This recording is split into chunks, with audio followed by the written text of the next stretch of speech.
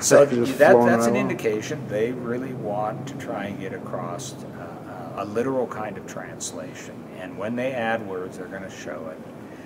So, I mean, ultimately, who knows really what the italics is there. It does show, you can either argue it shows italics or it shows a knowledge of the Hebrew. Mm-hmm. But it's interesting, you won't find those kinds of expressions like the missing linking be verb. You won't find it anywhere outside the biblical quotations.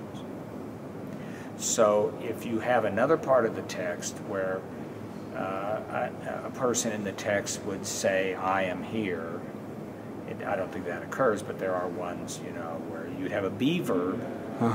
They're never missing in the Book of Mormon text, the actual Book of Mormon text. The Book of Mormon does not delete the linking verb be. The only place where you get it is in the biblical citations.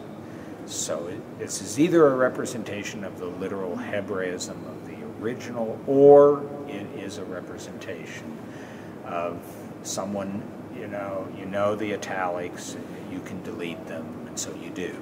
But, very interesting. So we're just not gonna ultimately know, but whatever's going on in that translation, many more changes are being made that cannot be explained by italics. So whatever your theory is, italics can only be a minor part of the process. Now, one very, I think the most interesting change is the one that refers to the waters of, let's see, the ships of the sea. And the Tarshish? The ships of Tarshish. And the Book of Mormon text has both of them. It's like a conflated text. The ships of the sea is the Greek version, and ships of Tarshish is the Hebrew version.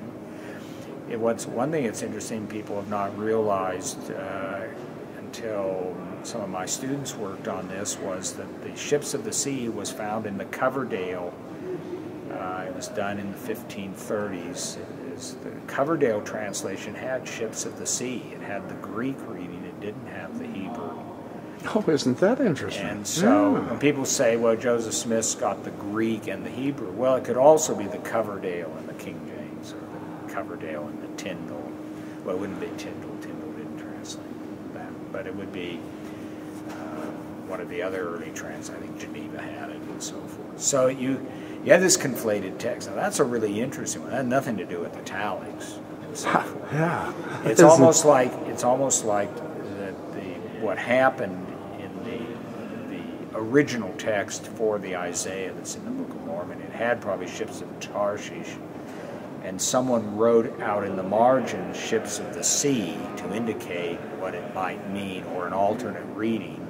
And then a later person took ships of the sea and thought, oh, that's supposed to be inserted in here, so they put it with the ships of Tarshish. Yeah, and so you get this conflated reading. And this is common in textual criticism, but the Book of Mormon looks like it's got a conflated reading.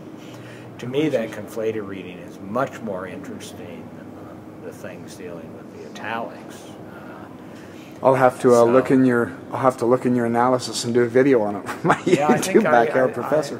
We can go in there and look and see what I wrote about the ships of Tarshish, ships of the sea. I think I do have something on that, and the Coverdale. See, some people say, well, it means Joe Smith must have known Greek to do this. Well, in 1829? Well, just as implausible, he would have a Coverdale edition of the Bible to look at, because that's probably as hard to find in America. You could probably find a Greek edition of Isaiah in America more easily than you could find a Coverdale.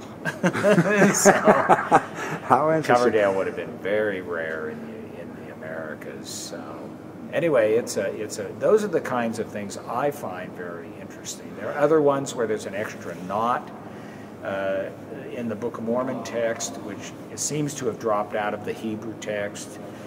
Very often the Isaiah text in the Book of Mormon will agree with either the Septuagint, the Greek one, or with the Dead Sea Scroll versions of, say, Isaiah and so forth.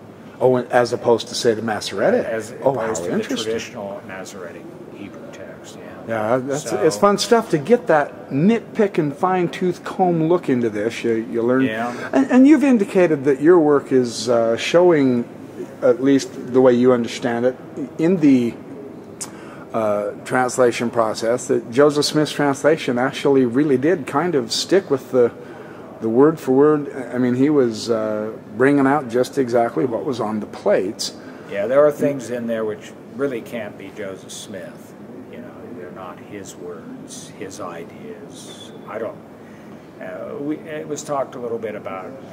Matt Roper talked yesterday about the geography. And Joseph Smith would say things that shows he doesn't really know this text. That's interesting. He didn't make up the text. He isn't the author of the text, but he is the person that it came through. The transmitter. I like transmitter as the meaning of translator. Well, his idea of translator is not necessarily. Everyone I talk to uses it to mean transmitter, actually, rather than our sense of translation. So when he says that we believe in the Bible as far as it's been translated correctly, if you take our modern meaning of translated, that implies we believe that we ought to probably be reading the Greek and the Hebrew. Because he's saying that they're correct, and it's just the translations which have goofed it up. But that isn't what Joseph Smith is saying. He's saying we believe in the Bible as far as it's been transmitted, handed down through time correctly. And so that's the way I view even his translate. When he says he's the translator, he really means it was given through me. And that's similar to the JST, isn't it? I mean, that's basically what he wasn't restoring an original. The beginning portions, I think that is the case. There's a lot of the JST, as I've argued elsewhere, some writings that look like human editing. He just doesn't like the story, so he puts a knot in. Right. But if you it's not like he's restoring an original document or manuscript. That's right. Yeah. But there are these portions, especially in Genesis in the beginning. You just get whole sections like on Enoch, Melchizedek, and what happened in the garden, and these kinds of things, which really do appear to be a revealed text. But I wouldn't say the whole JST is revealed, and nor inspired. I believe that there's some very human kinds of things that took place there, and so you have to be judicial in looking at it. Yeah. So. Well, thank you very much for your time. This has been a fun interview. I wanted to get with you last time. Now, this is, what, the third time you've presented at Fair? No, it's only the second. I came here way early. Quite a few years back. Ago. I couldn't catch up to you then, so I'm glad I caught up to you now. Thank you very much. Appreciate it. Okay, Kerry. Good to do it. Yeah, it's going to be in here. Using this for reference.